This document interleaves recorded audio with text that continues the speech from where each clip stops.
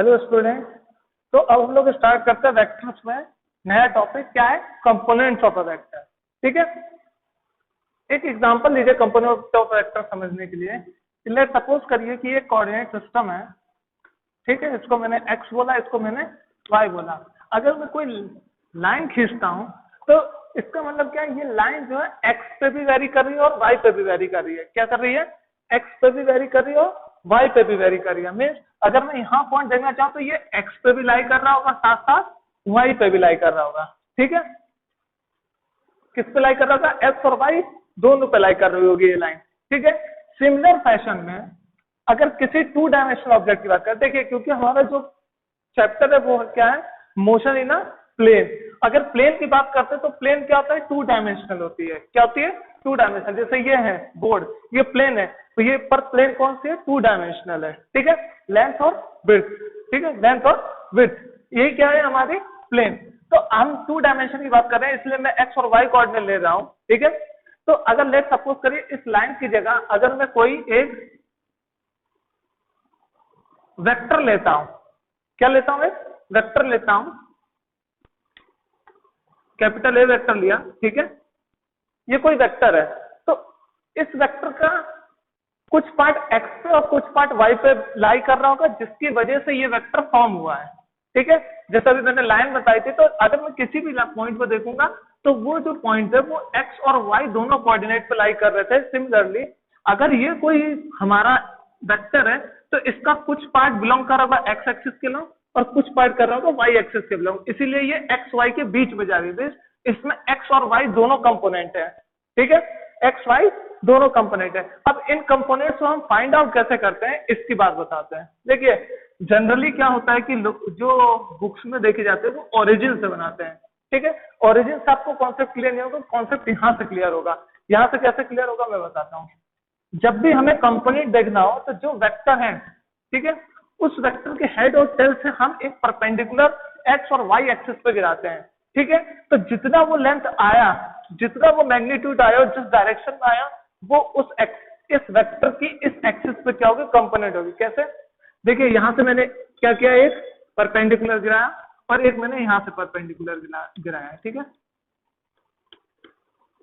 ठीक, तो ये जो हमें मिला ये वाला पार्ट, ये वाला पार्ट, ये हमारा कहलाएगा क्या?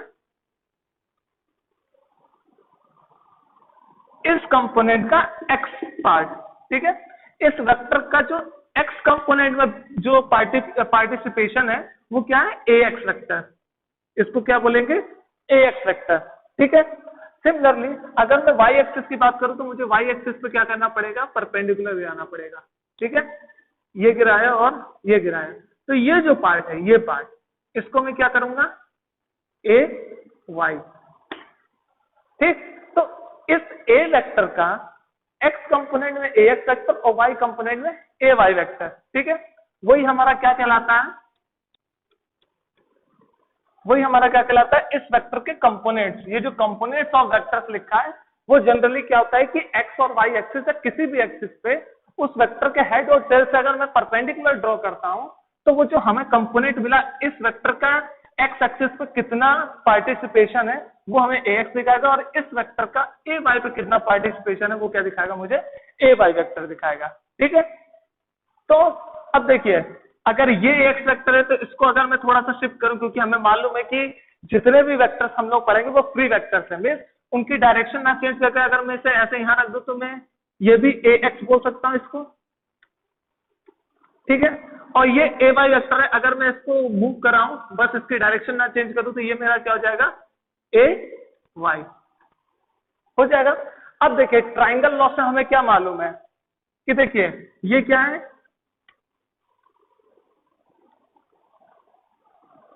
कि ये क्या है? हेड, हेड से क्या जुड़ रहा है? टेल जुड़ रहा है। तो हमें ट्राइंगल लॉ से क्या मालूम है? ये गया ये गया, अगर ऐसे आता तो रिजल्टिंग इसकी क्या होगा? अपोजिट डायरेक्शन में। तो जो कैपिटल ए वेक्टर है वो ट्राइंगल लॉ ऑफ एडिशन हम क्या बोल सकते हैं कि क्या होगा? ये ए एक्स कंपोनेंट में जो वेक्टर होगा उसका सम प्लस वाई कंपोनेंट में जो होगा उसका सम, और इन दोनों का अगर मैं वेक्टर एडिशन करता हूं तो मुझे क्या मिलेगा? रिजल्टेंट वेक्टर मिल जाएगा। ठीक है, तो मैंने इस कंपोनेंट को एक्स और वाई एक्सिस के वेक्टर कंपोनेंट्स में मैंने क्या कर दिया, ब्रेक कर दिया। अब इनको कैसे लिखेंगे, अब इसकी बात करते हैं। लेट सपोज करिए कि इसका जो मैग्नीट्यूड होगा वो स्मॉल ए होगा, ठीक है। मैं यहां लिख दे रहा हूं लेट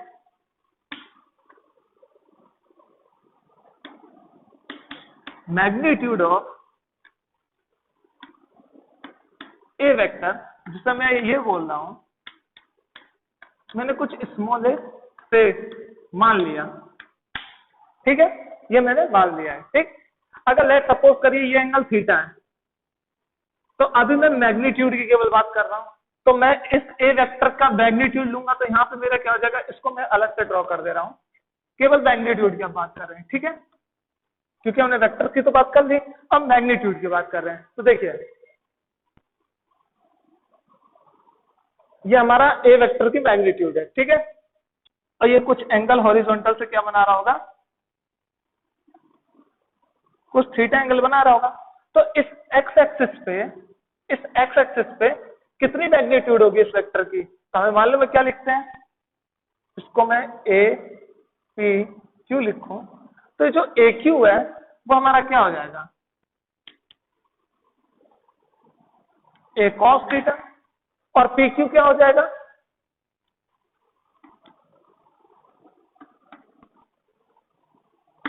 ए साइन थीटा, ठीक है। अब ये पूछोगे कि सर ऐसे कैसे कर दिया आपने कि ए कॉस थीटा ए साइन थीटा, सिंपल सी ट्रिग्नोमेट्रिक फॉर्मूला है, ठीक। हमें मालूम है कि जो कॉस होता है वो क्या होता है, बेस अपॉन हाइपोटेनस। बेस क्या है, कॉस थीटा को हम क्या लिखते हैं, बेस क्या है, ए क्यू, और हाइपोटेनस क्या है हमारा ए, तो ए क्यू की वैल्यू क्या आ जाएगी, A cos theta. Similarly sine theta के लिए क्या होता है, साइन थीटा के लिए क्या होता है, परपेंडिकुलर हमारा पी क्यू है और साथ में हमारा हाइपोटेनस क्या है ए, तो पी क्यू हमारा क्या हो गया, ए साइन थीटा। इसलिए मैंने ए क्यू और पी क्यू को क्या लिखा है, ए कॉस थीटा और ए साइन थीटा। सॉरी, ठीक है। तो मुझे ये बेसिक चीजें मैंने 2-3 बार आपको डेरिवेशन में भी वेक्टर एडिशन के मैंने आपको प्रूफ करा दी है, ठीक है। तो ये हुआ आपका क्या, ए क्यू और पी क्यू, ठीक है। अब देखिए ये तो मैंने मैग्नीट्यूड निकाला, किसी भी वेक्टर को अगर मैं लिखता हूं, अगर मैं ए एक्स वेक्टर लिख रहा हूं तो ए एक्स का मैग्नीट्यूड और साथ में उसकी क्या होनी चाहिए, डायरेक्शन होनी चाहिए, तभी मैं बोल सकता हूं। अच्छा, एक्स डायरेक्शन में यूनिट वेक्टर क्या होता है, आई कैप, एक्स डायरेक्शन में यूनिट वेक्टर क्या होता है, आई कैप, और वाई डायरेक्शन क्या होता है, जे कैप। तो डायरेक्शन क्या हो जाएगी इसकी, magnitude of A X I cap, ठीक है। और मैंने ए एक्स, ये हमारा ए एक्सिस होगा ना, एक्स एक्सिस के अलोंग जो मैग्नीट्यूड है इसको मैं एक्स बोलना मैग्नीट्यूड, ठीक है, और इसको मैं ए वाई मैग्नीट्यूड बोलूंगा, ठीक है। तो ए एक्स मैग्नीट्यूड क्या हो गया, ए कॉस थीटा आई कैप, ठीक है। वैसे सिमिलरली मैं ए वाई वेक्टर को मैं क्या लिख सकता हूं, ए वाई, वाई एक्सिस में कौन सी डायरेक्शन है, जे डायरेक्शन है, ठीक है। तो जे कैप इसका क्या है, ए साइन थीटा जे कैप, ठीक है। अब देखिए मैं किसी वेक्टर को ए एक्स और ए वाई के फॉर्म में लिख सकता हूं, ठीक है, इसको मैं इक्वेशन वन मान ले रहा हूं। अगर मैं किसी वेक्टर को ए एक्स और ए वाई फॉर्म में लिख सकता हूं, तो मैं अब इनकी वैल्यू वहां पुट कर दूं, तो मैं किसी वेक्टर को उसके कंपोनेंट में कैसे लिख सकता हूं, मालूम है आपको, कैसे लिख सकता हूं, ए कॉस थीटा आई कैप प्लस ए साइन थीटा जे कैप, ठीक है। तो मैंने एक वेक्टर को उसके कंपोनेंट में क्या कर दिया, ब्रेक कर दिया, ठीक है। इसी को कहते हैं कंपोनेंट्स ऑफ अ वेक्टर। ये आई एक्सिस, ये आई एक्स वो एक्स डायरेक्शन के अलोंग कंपोनेंट है, और ये क्या है, वाई डायरेक्शन के अलोंग क्या है, कंपोनेंट है, ठीक है। अगर मैं इसका मैग्नीट्यूड मैंने ए माना है, अगर मैं इसका मैग्नीट्यूड निकालू तो भी ए आएगा, इसको मैं प्रूफ कर देता हूं कैसे आएगा, ठीक है। देखिए हमें मालूम है कि जब भी हम मैग्नीट्यूड निकालते हैं किसी का, तो हम क्या करते हैं, क्या करते हैं, इनके कंपोनेंट्स को क्या कर देते हैं, स्क्वायर कर देते हैं, यही करते हैं। तो क्या करेंगे, ए एक्स वेक्टर का होल स्क्वायर प्लस ए वाई वेक्टर का होल स्क्वायर, ठीक है। ए एक्स वेक्टर को हम क्या लिख सकते हैं, ए एक्स मतलब ये कंपोनेंट क्या हो जाएगा, A square cos theta square, A square cos square theta plus A square sine square theta. ठीक, ए स्क्वायर अगर मैं कॉमन ले लूं बाहर आ जाएगा, ये यहाँ क्या बचेगा, cos square theta plus sign square theta. और हमें आइडेंटिटी से मालूम है कि cos square theta plus sign square theta क्या होता है, 1 होता है। तो देखिए जो हमारा वेक्टर था उसका मैंने ए सपोज किया तो यहाँ से प्रूफ हो गया। इसका मतलब ये कंपोनेंट ऐसे हम ब्रेक कर सकते हैं, क्या कर सकते हैं, ब्रेक कर सकते हैं, किसी भी वेक्टर के कंपोनेंट को हम क्या कर सकते हैं, ब्रेक कर सकते हैं। ठीक है, तो आई होप समझ में आ गया होगा कि कैसे ब्रेक करते हैं। और इसी को हम रिजोल्यूशन ऑफ वेक्टर्स बोलते हैं। क्या बोलते हैं, रिजोल्विंग वेक्टर्स बोलते हैं या रिजोल्यूशन ऑफ वेक्टर्स बोलते हैं कि किसी एक वेक्टर को एक्स और वाई कंपोनेंट में लिखने को ही हम क्या बोलते हैं, रिजोल्विंग ऑफ वेक्टर्स या रिजोल्यूशन ऑफ वेक्टर। ठीक है, तो कंपोनेंट्स ऑफ वेक्टर लिखिए, और या तो हम क्या कर सकते हैं, जो प्रोसेस हमने यूज किया उसी को क्या कहते हैं, रिजोल्यूशन ऑफ वेक्टर्स। ठीक है, इसको बोलते हैं हम रिजोल्यूशन ऑफ वेक्टर। ठीक, ओके चलिए, ये तो हो गया आपका कि रिजोल्यूशन ऑफ वेक्टर्स क्या होते हैं। अब बात करते हैं, आपको फिर एक क्वेश्चन आना चाहिए था, और वो क्वेश्चन क्या आना चाहिए कि सर अगर मैं इस वेक्टर को कुछ इस तरीके से अगर लिख दूं तो क्या तो भी ये वही चीज फॉलो करेगा। मैंने पहले इस कंपोनेंट बनाया, अब मैं इस जगह बना रहा हूं इस वेक्टर को, क्या अब भी वही काम होगा, बिल्कुल वही काम होगा। हम लोग क्या करेंगे, मैग्नीट्यूड गिराएंगे, तो पॉजिटिव डायरेक्शन में तो है ही है। ठीक है, तो इसको मैं ए एक्स वेक्टर मान लिया। ठीक, अब ये परपेंडिकुलर डायरेक्शन, ये भी पॉजिटिव डायरेक्शन में, ये हमारा क्या हो जाएगा, ए वाई वेक्टर। अब देखिए यहाँ पे परपेंडिकुलर गिराया तो यह है, और यहाँ पे अगर मैं परपेंडिकुलर गिराऊंगा तो ये आएगा, तो ये भी क्या होगा, ए वाई वेक्टर। ठीक है, तो देखिए ये ए एक्स वेक्टर, ये ए वाई वेक्टर, और ये क्या है हमारा, इसको मैं अगर शिफ्ट कराऊंगा तो ये भी ए एक्स वेक्टर बोला जाएगा, और इसको अगर मैं शिफ्ट कराऊंगा तो ये भी ए वेक्टर बोला जाएगा। देखिए A X vector A Y vector resultant के बराबर है, तो भी क्या हुआ, कोऑर्डिनेट को मैं कैसे भी शिफ्ट कर दूं, ठीक है, निगेटिव में करूं या पॉजिटिव में करूं शिफ्ट, कोई सेंस नहीं बनेगा, सेम सेंस रहने वाला है। ठीक है, चाहे मैं सेकंड क्वाड्रेंट में लेके चलूं या फर्स्ट क्वाड्रेंट में लेके चलूं। ठीक है, तो आई होप इसमें आपको दिक्कत नहीं होनी चाहिए। अब मैं बात करता हूं कि किसी भी वेक्टर को इस फॉर्म में लिखा ना, इस फॉर्म में। ठीक है, अब इसी फॉर्म को हम कैसे जनरली लिखते हैं कि कोई भी वेक्टर होता है उसको मैं जनरली इस फॉर्म में लिखते हैं कि A X I cap A Y J cap plus A Z K cap. ठीक है, मीन्स इस ए वेक्टर का एक्स एक्सिस के लॉन्ग ए एक्स मैग्नीट्यूड होगा, वाई एक्सिस के लॉन्ग ए वाई मैग्नीट्यूड होगा, और जेड एक्सिस के लॉन्ग ए जेड मैग्नीट्यूड होगा। तो इनकी जो, अगर मैं इसको इस तरीके से लिखता हूं तो वो मुझे एक क्या रिप्रेजेंट करेगा, वेक्टर। जैसे यहां पे था आई एक्सिस के लॉन्ग कौन सा पार्ट गिर रहा है, ए कॉस थीटा का, और वाई एक्सिस के लॉन्ग वेक्टर ए वेक्टर का कौन सा पार्ट गिर रहा है, ए साइन थीटा। इसलिए मैं इसको कैसे लिख सकता हूं, आई जे के फॉर्म में लिख सकता हूं। तो किसी भी वेक्टर को हम क्या लिख सकते हैं, इस फॉर्म में लिख सकते हैं। तो ये जो ए एक्स होता है इसी को बोलते हैं component of vector A, component of vector A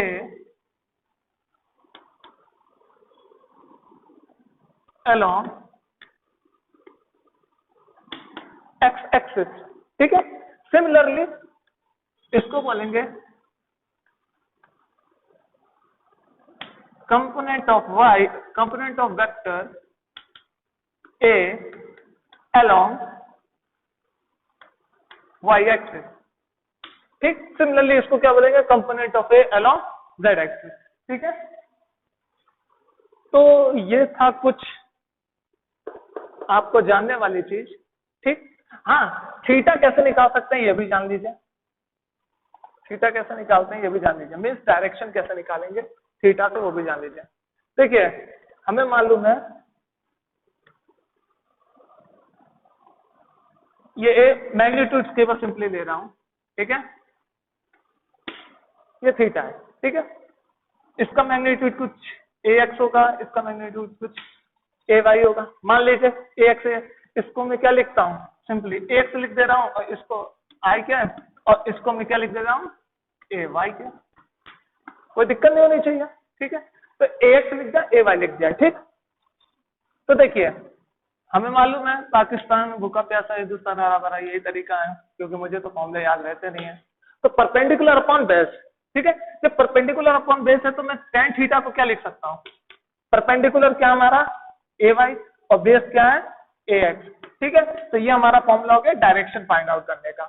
ठीक, बट कौन से किसके लिए है, 2 डायमेंशन के लिए। क्या है, 2 डायमेंशन के लिए। तो जब भी हम प्लेन की बात करेंगे या 2 डायमेंशन की बात करेंगे तो देखिए हमें कोई भी चीज, हमें किसी वेक्टर को लिखना तो हमें 2 चीज की जरूरत है। वो कौन सी, एक उस वेक्टर का मैग्नीट्यूड और एक उस वेक्टर के एंगल हॉरिजॉन्टल से कितना बना रहा है। अगर मुझे ये दोनों चीजें मालूम है तो मैं कोई भी वेक्टर लिख सकता हूं, बट किन में, 2 डायमेंशन में। ठीक है, तो मैं ये लिख दे रहा हूं, इन 2 dimension we need only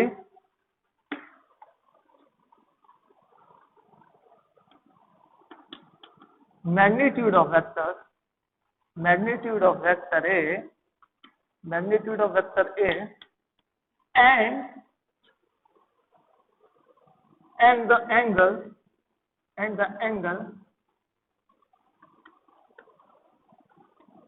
from the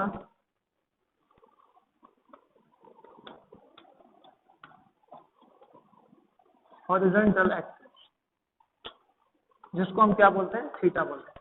horizontal axis से जो एंगल बन रहा है वो, हॉरिजॉन्टल एक्सिस से जो एंगल बन रहा है वो, और मैग्नीट्यूड अगर मुझे मालूम है तो मैं 2 डायमेंशन में किसी भी वेक्टर को इस तरीके से लिख सकता हूं। ठीक है, 3 डायमेंशन में एक्चुअल में क्या किया, आपके सिलेबस बनी है, 3 डायमेंशन में हमें क्या चाहिए रहता है, मैग्नीट्यूड वेक्टर का चाहिए रहता है, एक थीटा एंगल चाहिए रहता है और एक फाई एंगल चाहिए रहता है। मीन्स हमें 2 एंगल चाहिए रहते हैं और एक क्या चाहिए रहता है, मैग्नीट्यूड ऑफ वेक्टर। अगर मुझे ये 3 चीज मालूम है तो मैं 3 डायमेंशन में भी वेक्टर्स को रिप्रेजेंट कर सकता हूं। ठीक है, मगर ये आपके सिलेबस में नहीं है तो इसलिए हम ये आपको नहीं पढ़ाएंगे, जब बीएससी में एक्चुअल में पढ़ाया जाता है। ठीक है, तो फिर रिप्रेजेंट भी ऐसे करते हैं, R sine theta sine cos phi.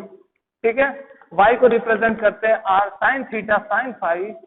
ठीक है, और z को रिप्रेजेंट करते हैं r cos थीटा से। ठीक है, और इसी को हम बोलते क्या है, स्फेरिकल कोऑर्डिनेट। ठीक है, अभी आप कार्टेशियन पढ़ रहे हैं। ठीक है, ठीक, तो अभी इसकी सेंस नहीं बनता है, यहाँ a की जगह यहाँ पे क्या यूज कर लेंगे, a यूज कर लेंगे r की जगह। ठीक है, तो हमारा कंप्लीट हो जाएगा, इस तरीके से लिखा जाएगा। ठीक, तो अभी आपका कोई काम नहीं है ना, कोई सेंस बनता है, तो आपको ये समझने की जरूरत नहीं है। ठीक है, जब आप बीटेक या बीएससी में जाओगे तो आपको ये सब चीजें पढ़ाई जाती है। ठीक है, तो ये रहा वेक्टर्स को कैसे कंपोनेंट में ब्रेक किया जाता है। ठीक है, अब मैं बात करता हूं कि हमने ब्रेकेज तो सीख लिया, अब मैं बात करता हूं कि वेक्टर्स को मैंने क्या बोला था, जो कि बुक्स में नहीं जल्दी मिलता है, कि वेक्टर्स की डेफिनेशन क्या बोली जाती है, quantity which have magnitude and direction.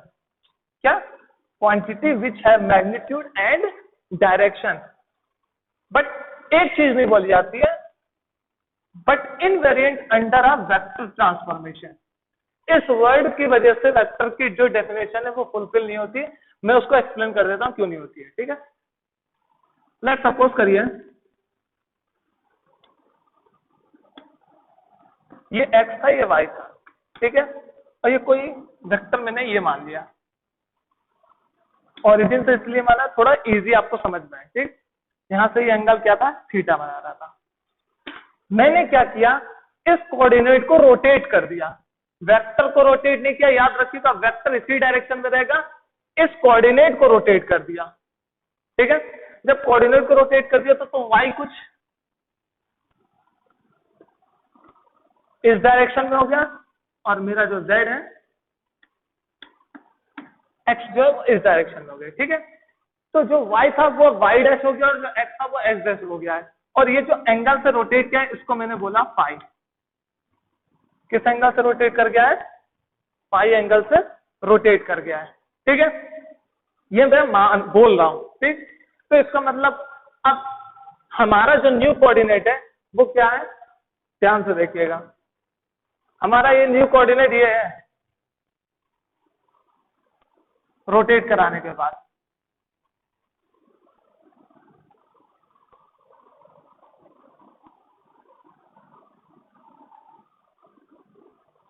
कुछ ऐसा है कोऑर्डिनेट, एक्स वाई थोड़े तिरछे हो गए हैं, ठीक है।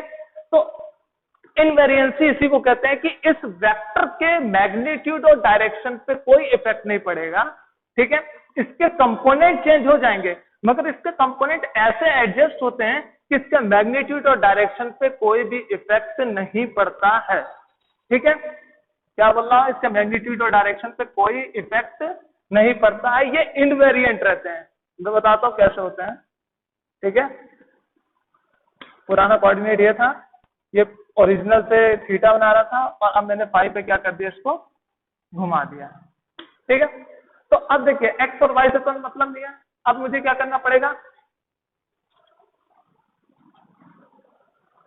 परपेंडिकुलर गिराएंगे। तो जैसे मैं इस पर परपेंडिकुलर गिराऊंगा यहाँ पर, और एक क्या गिराया है यहाँ पे परपेंडिकुलर गिराया, एक्स और वाई दोनों पे परपेंडिकुलर गिराते हैं। जैसे मैं परपेंडिकुलर गिराता हूं तो हॉरिजॉन्टल एक्सिस मुझे क्या बताती है, ए dash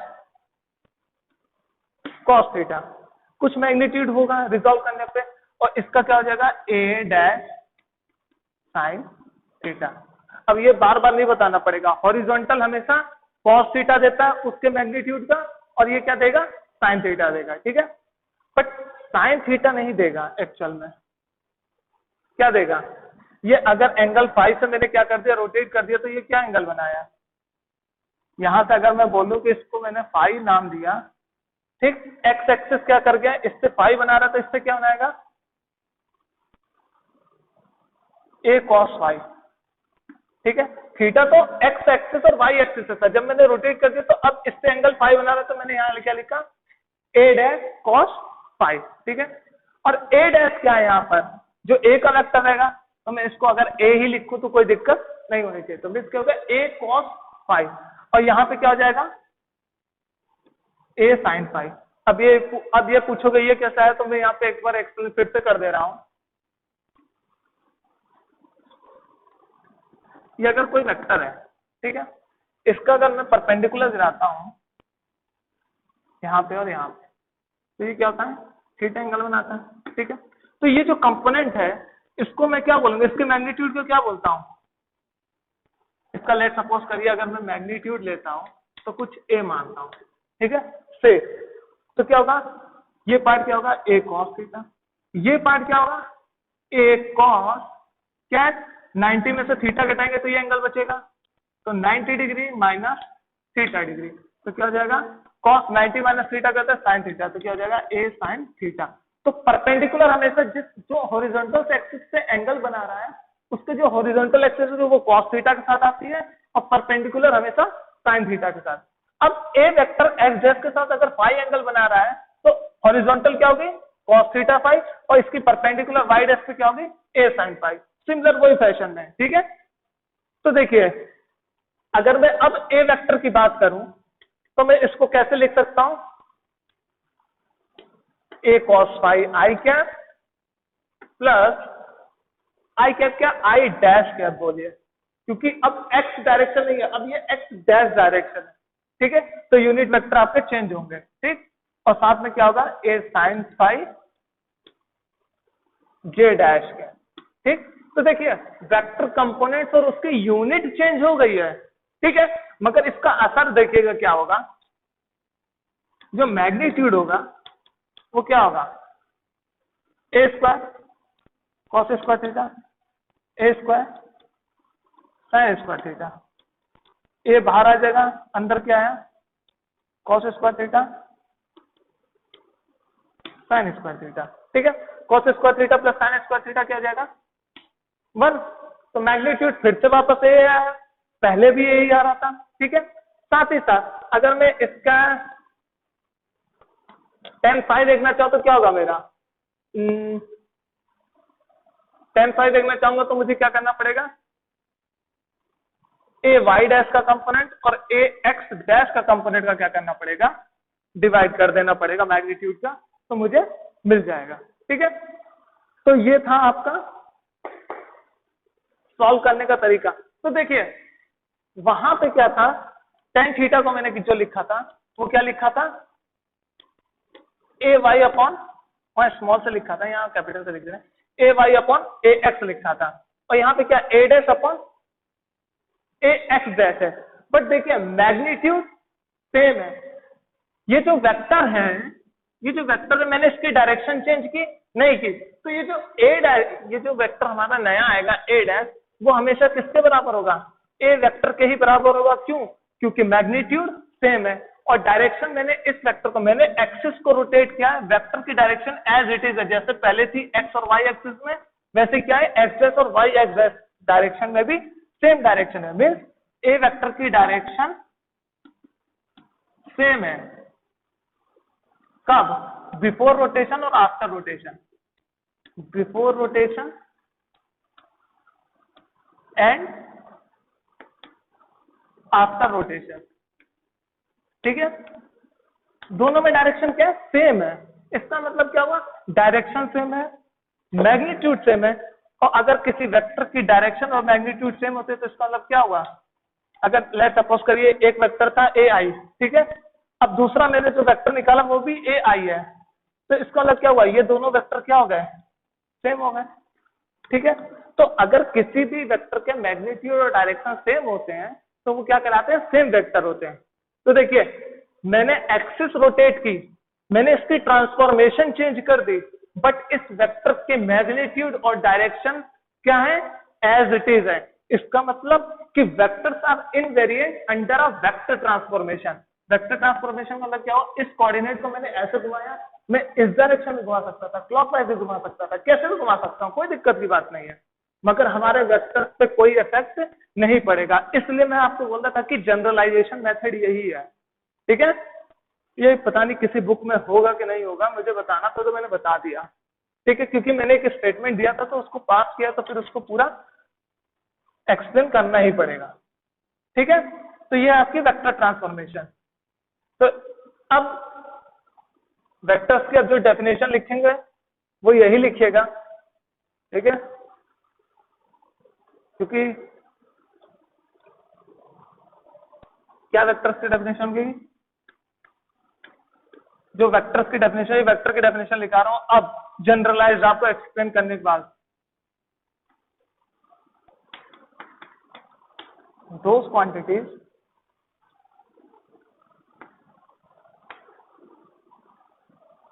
which have magnitude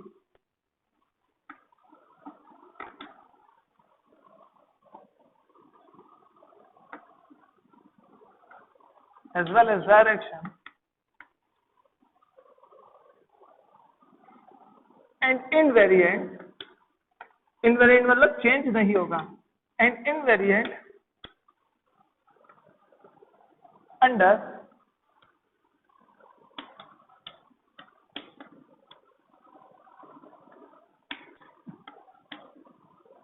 vector transformation is called vectors। Vector transformation, हम अपने कोऑर्डिनेट को अगर चेंज करें तो उसी को हम क्या कहते हैं, वेक्टर ट्रांसफॉर्मेशन। मैं कोऑर्डिनेट को कैसे चेंज कर सकते हैं, डायरेक्शन पे डिपेंड करता है, ऐसे भी कर सकते हैं कोऑर्डिनेट को, और इधर एंटी क्लॉकवाइज क्लॉकवाइज दोनों तरफ रोटेट कर सकते हैं, बट वेक्टर्स पे कोई इफेक्ट नहीं पड़ता। वेक्टर्स की स्पेसिफाइड यूनिट्स होती हैं। ठीक है, ये नहीं कि फोर्स को किसी के साथ मल्टीप्लाई कर दिया। ठीक है, फोर्स को फोर्स के साथ ही वेक्टर में क्या करना पड़ेगा, प्रोडक्ट या ऐड करना, ऐड या सब्ट्रैक्ट करना पड़ता है।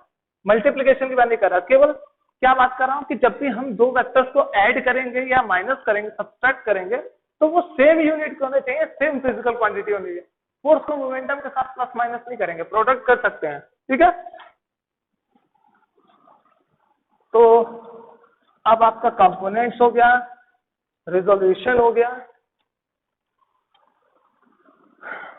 अब बात करते हैं किसकी, डॉट प्रोडक्ट की।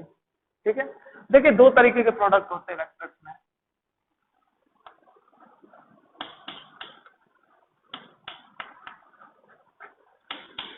देखिए अब मैं इसीलिए आपको लिखवा के नहीं पढ़ा रहा हूँ, मैं डायरेक्ट पढ़ा रहा हूँ, क्योंकि अब पूरी मैथमेटिक्स है इसमें, ठीक है, पूरी मैथमेटिक्स। तो मल्टीप्लीकेशन ऑफ वेक्टर्स की बात करें तो ये दो तरीके के होते हैं, ठीक है, एक को इस डायरेक्शन में एक्सप्लेन कर दे रहे हैं, एक को इस डायरेक्शन में, ठीक है। एक को बोलते हैं स्केलर प्रोडक्ट, क्या बोलते हैं,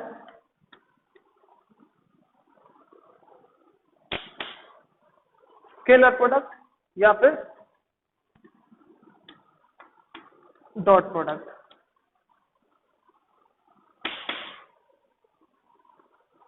एक को बोलते हैं वेक्टर प्रोडक्ट,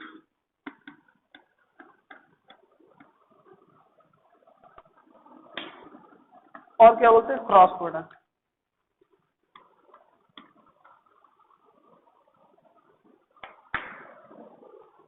अब ये दोनों चीजें डिफाइन कैसे होती है ये जानिए। जब डॉट प्रोडक्ट की बात होती है तो हम क्या करते हैं, दो वेक्टर्स को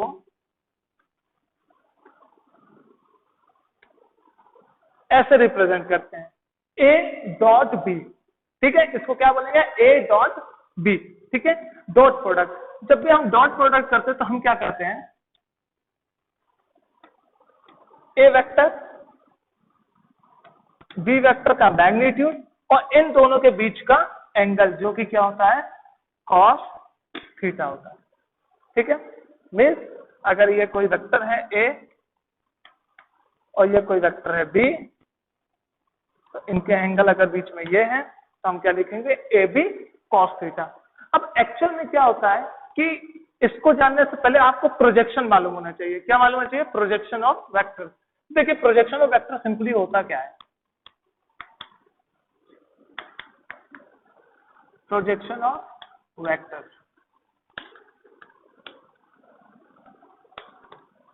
इसको एक्सप्लेन करने से पहले मुझे प्रोजेक्शन ऑफ वेक्टर बताना पड़ेगा, ठीक है।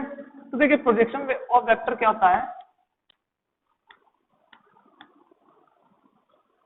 अगर दो वेक्टर्स हैं ऐसे टेल टू टेल जुड़े हुए हैं तो component of vector A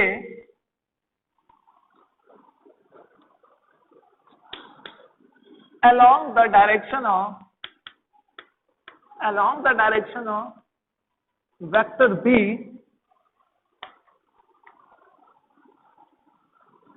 is called projection of A on B। Means projection का मतलब ऐसे समझिए कि जो ए वेक्टर है इसकी परछाई बी पे कितनी बनेगी, शैडो। तो क्या होगा, अगर मैं यहाँ पे लाइट गिरा तो कैसे आएगी लाइट, कुछ इस तरीके से आएगी। लाइट ऐसा अगर मैं लाइट यहाँ से गिरा तो क्या आएगी, कुछ इस तरीके से आएगी, परपेंडिकुलर। तो अगर मैं क्या करूं, इस वेक्टर का मैं परपेंडिकुलर करूं तो ये क्या हो गया, हमें मालूम है हॉरिजॉन्टल से हमेशा क्या बनाते हैं, ए कॉस थीटा, ठीक है, और परपेंडिकुलर से हमेशा क्या बनता है वेक्टर के, ए साइन थीटा, ठीक है। तो देखिए ए वेक्टर का बी वेक्टर पे जो कंपोनेंट है वो क्या है, ए कॉस थीटा, बट इसकी डायरेक्शन कहाँ है, बी की डायरेक्शन नहीं है। मीन्स अगर एक्स एक्सिस की डायरेक्शन बी है तो इस कंपोनेंट का जो यूनिट वेक्टर होगा वो क्या होगा, बी के अलोंग होगा, हाँ कि ना। तो देखिए जो प्रोजेक्शन होता है, इसको मैं पी से डिनोट करता हूं, वो एक्चुअल में क्या होता है,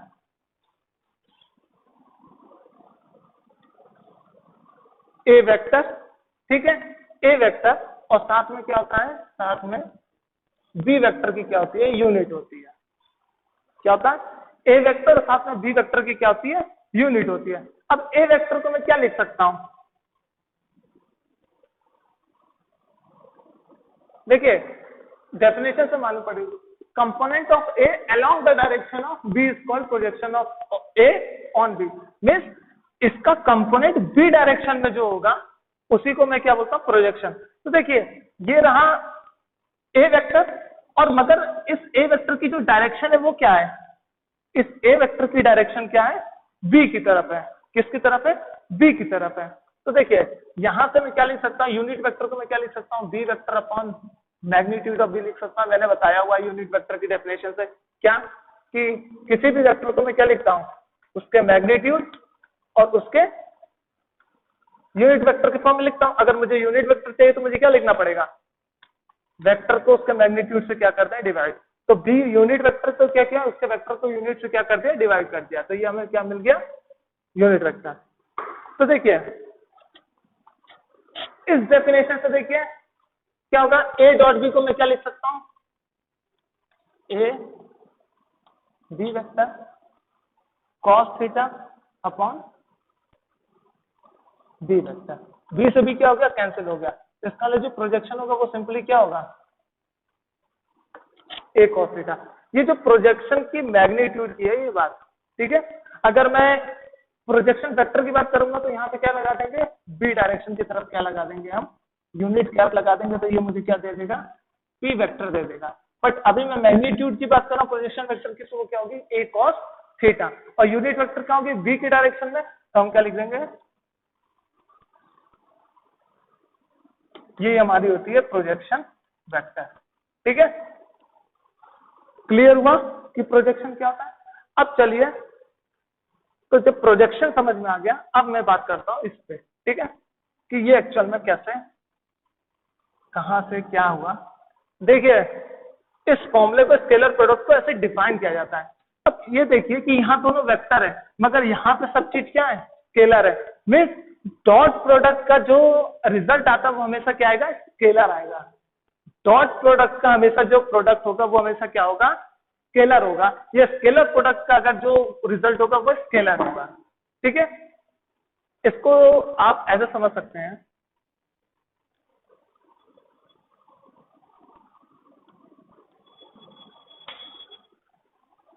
ये कोई ए वेक्टर है, बी वेक्टर है,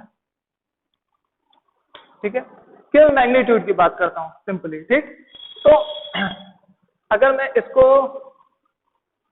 केवल मैग्नीट्यूड की बात करूं, ये ए है और ये बी है, ठीक है, केवल मैग्नीट्यूड की बात कर रहा हूं।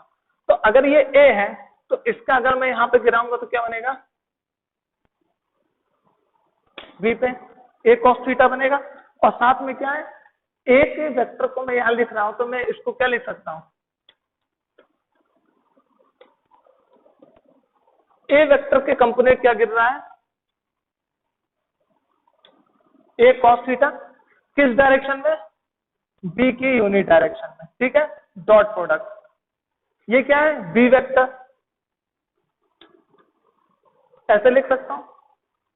ये जो डॉट प्रोडक्ट होता है ये एक्चुअल में क्या होता है कि ए का कंपोनेंट जो बी पे गिर रहा है और उसकी डायरेक्शन में वैसे ही हमें उसको क्या देगा, डायरेक्शन देगा। तो देखिए A cos theta B dot B vector,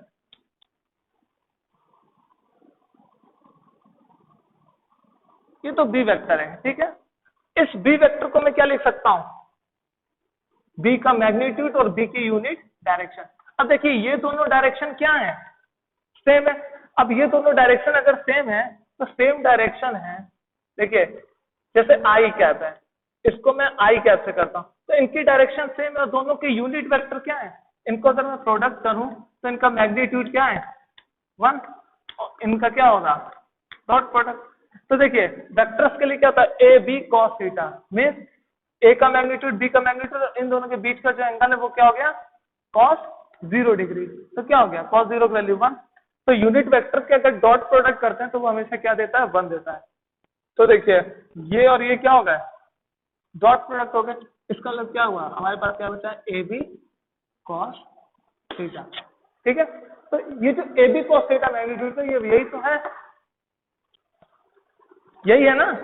तो एक्चुअल में जो डॉट प्रोडक्ट होता है वो क्या होता है कि ए वेक्टर के कंपोनेंट को बी वेक्टर में जो हम दिखाते हैं वही हमारा डॉट प्रोडक्ट होता है। Means projection of A on B gives क्या क्या देता है हमें, A B cos theta, which is nothing but a scalar product of dot product, ठीक है।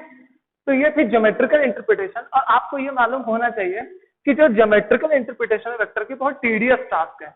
क्या टास्क है, टीडीएस टास्क है। तो इस टीडीएस टास्क को मतलब टाइम टेकिंग टास्क है, इसको कम करने के लिए हम लोग ने क्या किया, ज्योमेट्रिकल की जगह वेक्टर अलजेब्रा यूज करने लगे, ठीक है। वेक्टर अलजेब्रा रियल अलजेब्रा से क्या होता है, थोड़ा अलग होता है, मगर कुछ रूल रेगुलेशन अलग होते हैं, बट क्या है, ओके है, ठीक। तो देखिए हमें क्या याद करना है स्केलर प्रोडक्ट में, ये कि स्केलर प्रोडक्ट डिफाइन कैसे होता है, ऐसे होता है। इसका ज्योमेट्रिकल इंटरप्रिटेशन आपको सबको मैंने एक्सप्लेन कर दिया, ठीक है। इनकी कुछ प्रॉपर्टी अब डायरेक्ट आते हैं। अब यहाँ पे ज्यादा एक्सप्लेन करने की जरूरत नहीं है, जो मुझे एक्सप्लेन करना था कर चुका। मेन फॉर्मूला ये है, ठीक है। जब भी मैं किसी ए वेक्टर बी वेक्टर को डॉट प्रोडक्ट करूंगा, लेट्स सपोज करिए जो ए वेक्टर है वो मेरा क्या है, A X I plus 3 dimension लेके चल रहा हूँ, ठीक है, जिससे आपको दिक्कत ना हो, ठीक। और एक क्या है बी वेक्टर है, जिसको मैं कुछ ऐसे दिखा रहा हूँ, B X Y B Y के और बी जेड के। अगर मुझे इनका डॉट प्रोडक्ट करना हो तो कैसे करेंगे? देखिए आई केस के ही वेक्टर क्या होंगे, ऐड होंगे, मल्टीप्लाई होंगे। आई जैसे करोगे तो नहीं होंगे। क्यों नहीं होंगे? देखिए मैंने यहां बताया कि अगर आई कैप है तो क्या होगा, इन आई का मैग्नीट्यूड इस फॉर्मूले से, दूसरे आई का मैग्नीट्यूड, और इन दोनों के बीच में आई के बीच में जो एंगल है वो क्या, 0 मीन्स cos 0। cos 0 डिग्री का मतलब क्या होगा, 1, मैग्नीट्यूड 1 1। तो आई और आई के बीच में सेम अगर यूनिट वेक्टर है तो उनका डॉट प्रोडक्ट सेम रहेगा।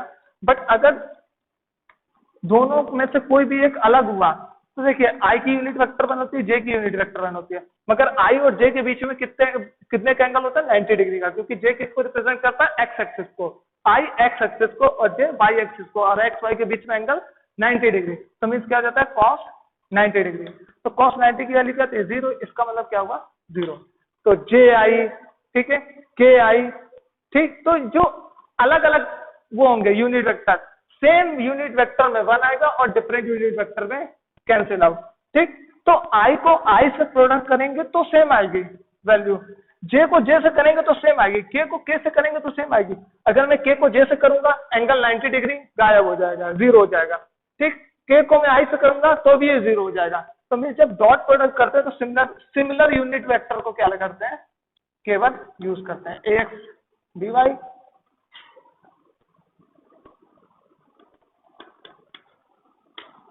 ए जेड बी जेड, ठीक है। समझ में आया कैसे? इसको मैं अगर आपको एक्सप्लेन करूं तो ये बहुत लेंदी जाएगा। क्यों लेंदी जाएगा मैं बता देता हूं। ए एक्स आई, चलिए अभी वेक्टर प्रोडक्ट के बाद में बात करते हैं।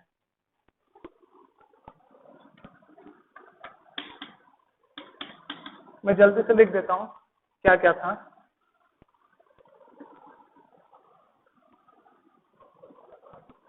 देखिए ए एक्स आई क्या,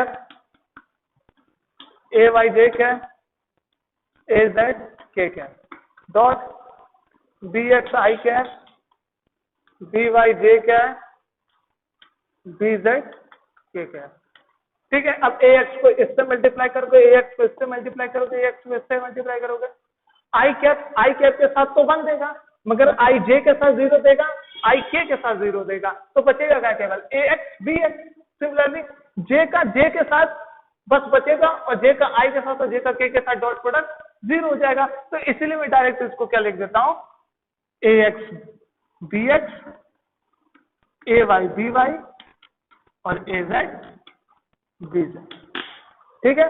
तो ये आपके हो गया डॉट प्रोडक्ट की बात। अब बात करते हैं स्केलर प्रोडक्ट की। सॉरी स्केलर प्रोडक्ट हो ही गया है। अब बात करते हैं वेक्टर प्रोडक्ट या क्रॉस प्रोडक्ट, ठीक है। तो आपको मैंने प्रोडक्ट करना बता दिया, कैसे प्रोडक्ट करना है, ठीक है।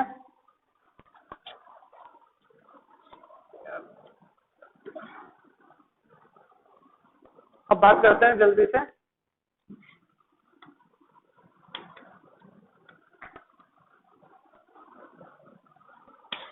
वेक्टर प्रोडक्ट की या क्रॉस प्रोडक्ट की।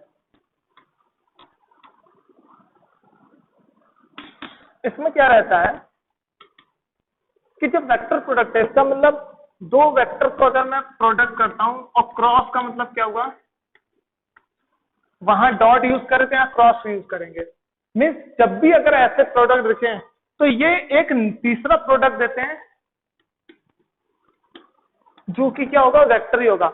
वहां दो का प्रोडक्ट स्केलर था, मगर जब भी क्रॉस प्रोडक्ट होगा तो ये दो प्रोडक्ट मिलकर एक तीसरा वेक्टर देंगे, यूनिट वेक्टर नहीं, तीसरा वेक्टर प्रोड्यूस करते हैं, ठीक है। तो इन दोनों का जो आउटपुट होगा वो भी क्या है, वेक्टर, इसीलिए इसे वेक्टर प्रोडक्ट बोला जाता है। ठीक है, स्केलर मान के बोले तो वहां रिजल्ट स्केलर आ रहा था, यहाँ पे स्केलर की जगह क्या आएगा, वेक्टर आएगा। ठीक है, अब इसको लिखते कैसे हैं, तो इसको जो लिखते हैं ए क्रॉस बी को, वो ये लिखते हैं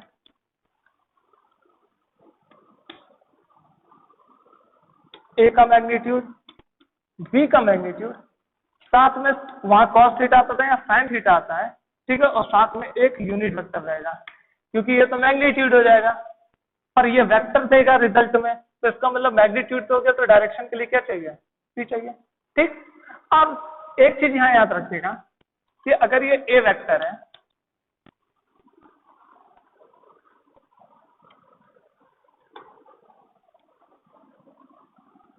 ये बी वेक्टर है, ये ए वेक्टर है, तो इनके बीच का जो एंगल होगा ना, वो सबसे जो कम वाला एंगल होगा वही मैटर करेगा। देखिए कॉस में मैंने ऐसा कोई रूल नहीं बताया था, कॉस में मैंने ऐसा कोई रूल नहीं बताया था, क्योंकि फॉर्मूला क्या है कि कॉस जो थीटा होता है, अब इसका एक फॉर्मूला होता है ट्रिग्नोमेट्री में, cos minus theta cos theta होता है। ठीक है, but sine minus theta minus sine theta हो जाता है। ठीक है, साइन क्या करता है, अपने साइन को, जो साइन होता है वो अपने साइन को क्या करता है, चेंज कर जाता है एंगल की वजह से, मगर कॉस के एंगल को चेंज करें तो कॉस एज इट इज रहता है। ठीक है, तो इसलिए क्या करना पड़ता है कि जो स्केलर प्रोडक्ट उसमें कॉस था, तो हम एंगल क्या ले सकते थे, थीटा के जो एंगल ले सकते थे वो क्या ले सकते थे, 0 से लेकर 2 पाई तक ले सकते थे, कोई दिक्कत नहीं थी। ठीक है, वहां पर 0 से लेकर 2 पाई तक एंगल की वैल्यू ले सकते थे, बट यहां पे जो एंगल लेना है वो क्या लेना है, smaller angle between A and B is taken in formula. ठीक है, रीजन, क्योंकि साइन जो है अपना से जो ये साइन फंक्शन है ये अपना निगेटिव साइन यूज कर लेता है। ठीक है, और इस निगेटिव साइन के कारण क्या आता है, डायरेक्शन में गलत आ जाता है। इस वजह से जो मैथमेटिक्स में जो हम इस फॉर्मूले में जो साइन थीटा पे जो थीटा रखेंगे वो हमेशा स्मॉलर एंगल रखेंगे, मीन्स ए और बी के बीच में तो ये तो स्मॉलर है, बट अगर मैं इसको ए बोल रहा हूं और इसको मैं बी बोल रहा हूं तो हमें तो एंगल ये लेना चाहिए था, बट इससे छोटा एंगल क्या है, ये है, तो जो थीटा लेंगे अब हम ये कंसीडर करेंगे, ना कि ये वाला। ठीक है, तो स्केलर प्रोडक्ट में हमेशा जो ए और बी का जो एंगल जो सबसे छोटा रहेगा उसी को ही हमें एंगल कंसीडर करना है।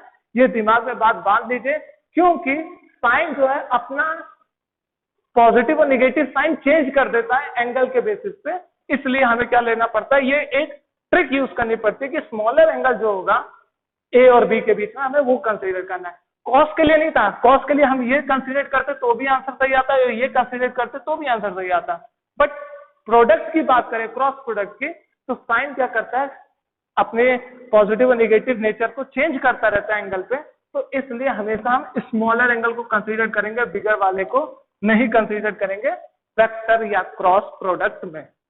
ध्यान रखिएगा, कई बार बोल रहा हूं, ध्यान रखिएगा। अब चलिए ठीक है, ये तो हो गया एंगल की बात। अब ये डायरेक्शन कैसे फाइंड आउट करेंगे, तो देखिए यहाँ ए है और ये बी है, हमें राइट हैंड रूल यूज करना है, मीन्स ए पहले और बी बाद में। तो ए की तरफ हम अपनी सारी उंगलियों को रखेंगे और बी की तरफ इसको कर्ल करेंगे, तो जो थंब की डायरेक्शन होगी वो हमें क्या देगी, एन कैप की डायरेक्शन। ठीक है, अब अगर मैं कहूं कि सर बी क्रॉस ए क्या होता है, तो बी की तरफ हम अपनी उंगलियों को रखेंगे और ए की तरफ क्या करेंगे, मोड़ेंगे, तो जो थंब होगा वो क्या होगा, अपोजिट डायरेक्शन में होगा, मीन्स इसकी जस्ट अपोजिट डायरेक्शन होगा, मैग्नीट्यूड तो सेम रहेगा मगर इसके जस्ट अपोजिट डायरेक्शन में होगा। ठीक है, तो क्या लिखेंगे,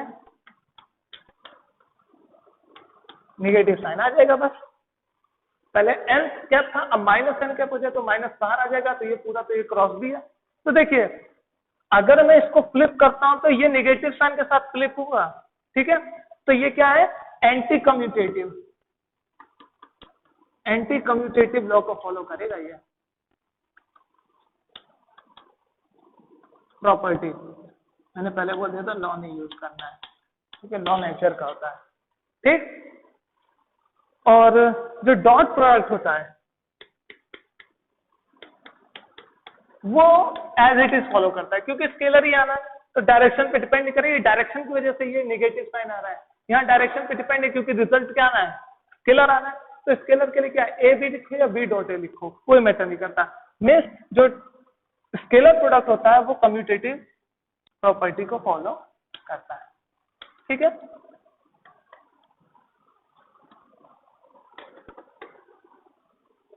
अभी मैंने क्या किया, दो वेक्टर के डॉट प्रोडक्ट के बारे में बात की थी कि ए एक्स ए वाई कर देते हैं, ठीक है। यहाँ पे डॉट प्रोडक्ट तो हम मैट्रिक्स फॉर्म में, डिटर्मिनेंट फॉर्म में क्या करते हैं, तो ध्यान से देखिएगा, ठीक है, क्योंकि डिटर्मिनेंट आपको अभी सॉल्व नहीं करने आया है। अगले लेक्चर में मैं इसका क्या कर दूंगा, एक क्वेश्चन दे दूंगा तो उसका आपको क्लियर हो जाएगा। देखिए दो वेक्टर हैं, फिर से वही लेना पड़ेगा, ए X I plus A Y J plus A Z के, ठीक है। बी वेक्टर है बी एक्स आई बी वाई जे प्लस बी जेड के, ठीक है। अब इनका मुझे जब क्रॉस प्रोडक्ट करना पड़ता है तो देखिए इसको इस तरीके से लिखेंगे, डिटर्मिनेंट फॉर्म लिखेंगे, और इसको सॉल्व करना ही बता दूंगा। पहले हम आई जे के लिखेंगे यहां पर यूनिट वेक्टर्स को। अब ए कंपोनेंट आई के साथ ए का क्या आ रहा है, ए एक्स, यहाँ ए एक्स लिखा, जे के साथ ए का क्या आ रहा है, ए वाई आ रहा है, के साथ के जेड का कौन सा कंपोनेंट आ रहा है, ए जेड।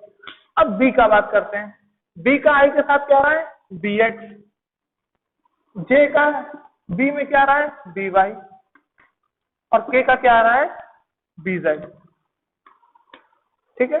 तो इस तरीके से कैलकुलेट करता है। अब इसको सॉल्व कैसे करते हैं ये देख लीजिए जल्दी से, आप वीडियो 2-3 बार रिवाइंड करके देखेंगे तो ही ये समझ में आएगा, क्योंकि एक बार में आपको क्लियर नहीं होगा। देखिए साइन अल्टरनेट चलेगा, कैसे, पॉजिटिव नेगेटिव पॉजिटिव, अगर 4 होता तो फिर वो नेगेटिव होता, ठीक है, अल्टरनेट चलेगा साइन। तो देखिए पहले मैं आई कैप लेता हूं पॉजिटिव साइन के साथ, तो जब मैं आई कैप ले रहा हूं तो ये रो और इस कॉलम को हमें नहीं लेना है, ठीक है, इस रो इस कॉलम को छोड़ देना है। अब ये बचे 4, इनका क्रॉस प्रोडक्ट माइनस इसका क्रॉस प्रोडक्ट, क्या,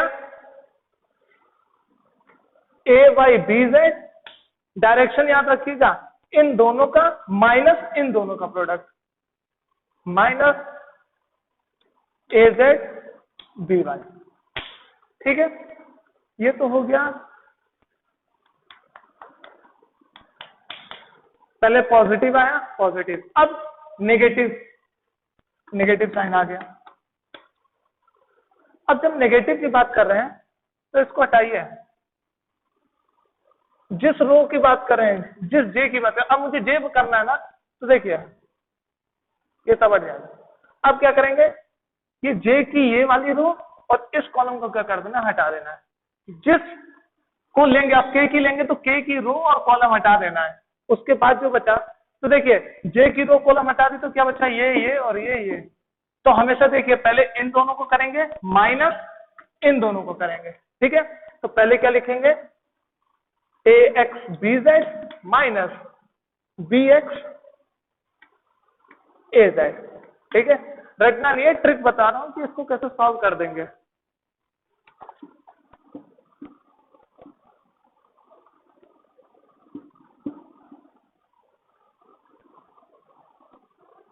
अब के की बात आती है, के के लिए कौन सा साइन यूज करेंगे, पॉजिटिव, क्या लिखेंगे, पॉजिटिव क्या।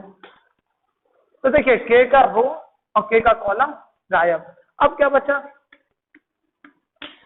तो क्या होगा, ए एक्स बी वाई, ए एक्स बी वाई और माइनस बी एक्स ए वाई। तो ऐसे सॉल्व करना है आपको, ठीक है। मैट्रिक्स को, डिटर्मिनेंट्स को ऐसे ही सॉल्व करते हैं, ठीक। जिस कंपोनेंट को लेंगे उसका रो और कॉलम को नहीं लेते हैं, उसके अलावा ये जो 4 कंपोनेंट बचे इसको क्या करेंगे, पहले क्या करेंगे ऐसे जाएंगे और फिर माइनस साइन लगा के ऐसे जाएंगे, बस इतना है। और ये पॉजिटिव नेगेटिव याद रखना, अल्टरनेट चलता है, पॉजिटिव नेगेटिव पॉजिटिव नेगेटिव, ठीक है। तो ऐसे आपको क्या करना पड़ेगा, इसको सॉल्व करना पड़ेगा, ठीक है। तो ये है आपका वेक्टर प्रोडक्ट, ठीक। अब इसके बाद जो है हमारे पास बचता है, इसके एक लेक्चर में इस पर न्यूमेरिकल डालूंगा, डॉट और क्रॉस प्रोडक्ट का, ठीक है। डॉट और क्रॉस प्रोडक्ट का न्यूमेरिकल एक लेक्चर डालूंगा, और उसके बाद हम 2 एप्लीकेशन करेंगे, यूनिफॉर्म सर्कुलर मोशन और प्रोजेक्टाइल मोशन, ठीक है। ओके।